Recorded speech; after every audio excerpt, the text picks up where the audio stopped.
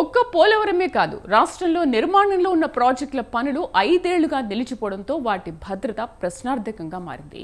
గత 5 ఏళ్ల కాలంలో సాగునీటి ప్రాజెక్టు పెండింగ్ పనులకు నిధులు కేటాయించకపోవడం, కనీసం మెయింటెనెన్స్ నిధులు కూడా ఇవ్వకపోవడంతో అసంపూర్తిగా ఉన్న ప్రాజెక్టు నిర్మాణాలు దెబ్బతినే పరిస్థితులకు దారితీశాయి. గాలేరు నగరి సుజల స్రవంతి ప్రాజెక్టు నిర్మాణంలో భాగంగా నంద్యాల జిల్లా పాణ్యం నియోజకవర్గం గోరుకల్లు వద్ద నిర్మాణంలో ఉన్న ఓ భారీ రిజర్వాయర్ పూర్తి చేయకపోవడంతో వెంటాడుతున్న సమస్యలపై స్వతంత్ర న్యూస్ అందిస్తోన్న ఎక్స్క్లూజివ్ రిపోర్ట్.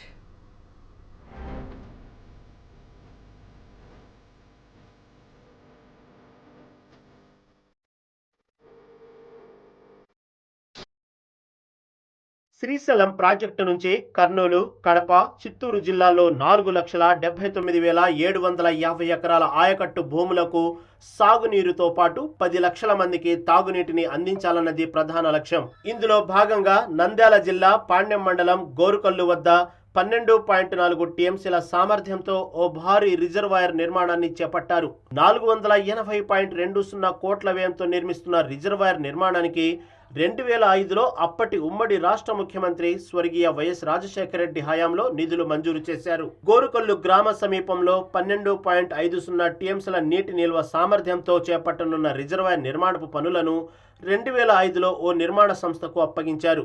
448.20 కోట్ల నిర్మాణ అంచనా వ్యయంపై 14.33% తక్కువ మొత్తానికి పనులు చేపడతానని గుత్తేదారు ముందుకొచ్చారు. 2005లో పనులు ప్రారంభించి 2008లోపు పూర్తి చేయాలి. 16 సంవత్సరాలు గడిచినా నేటికి పనులు పూర్తి చేయలేకపోయారు. ఫైనల్ స్టేజిలో చేపట్టాల్సిన పనులు చేపట్టకపోవడంతో తరచూ సమస్యలు తలెత్తుతున్నాయి. ఓవైపు మరమ్మతుల పనులు చేపడుతున్నా కూడా రిజర్వాయర్ వద్ద పనులు పూర్తి కావటానికి 100 కోట్ల రూపాయలు అవసరమవుతాయి. ఈ నిధుల కోసం గత 5 ఏళ్లలో ఎన్నో ప్రతిపాదనలు పంపినా కూడా ప్రభుత్వం పట్టించుకోలేదు. గోరుకల్లు జలాశయంలో వాటర్ ఫేస్లో 2-3 ప్యానల్స్ రిబెట్మెంట్ స్లిప్ అవటం జరిగింది. లాస్ట్ ఇయర్ కూడా ఇంకో ప్లేస్లో స్లిప్ అయితే దాన్ని ఇమీడియట్గా రెక్టిఫై చేసి లాస్ట్ టైం 10.5 టీఎంసీ సక్సెస్ఫుల్గా పెట్టి మార్చి సెకండ్ వీక్ వరకు కూడా మిర్చికి వరకు అన్ని పంటలను కూడా కాపాడాము. ఈ సంవత్సరం కూడా అంటే last water sudden drawdown condition వలన 1.6 టీఎంసీ ఉంది. ఈ సడన్ డ్రాడౌన్ కండిషన్ వలన ఈసారి ఓటు రెగ్యులేటర్ పక్కన ఒక 2 ప్యానల్స్ లాస్ట్ టైం ఎలా జరిగినాయో ఇది వేరే లొకేషన్లో స్లిప్ అవటం జరిగింది.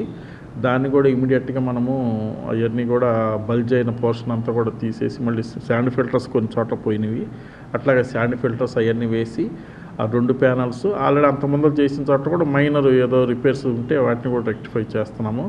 Work is going on. ఒక వీక్ డేస్ 10 డేస్లో 4 ఆస్పెక్ట్ కంప్లీట్ అయిపోయింది. రిజర్వాయర్ నిర్మాణం గడువులోగా పూర్తి కాకపోవడంతో పెండింగ్ పనులతో పలు సమస్యలు తలెత్తుతున్నాయి. 2016లో మొదటిసారిగా రిజర్వాయర్లో 1.78 టీఎంసీల నీటిని నిల్వ చేశారు. కొద్దిపాటి నీటి నిల్వకే రిజర్వాయర్ కింద భాగంలో నీటి ఊటలతో భూమిలో నుంచి నీరు బయటికి రావడంతో గ్రామస్తులు భయాందోళనకు గురయ్యారు. రిజర్వాయర్ కింద భాగంలో లీకేజీలను ఇంజనీర్లు పరిశీలించి రిజర్వాయర్ ముందు భాగంలో 40 కోట్లతో లోడెడ్ బండ్ నిర్మాణాన్ని చేపట్టారు. 40 కోట్లు వెచ్చించినా లీకేజీలు మాత్రం కంట్రోల్ చేయలేకపోయారు.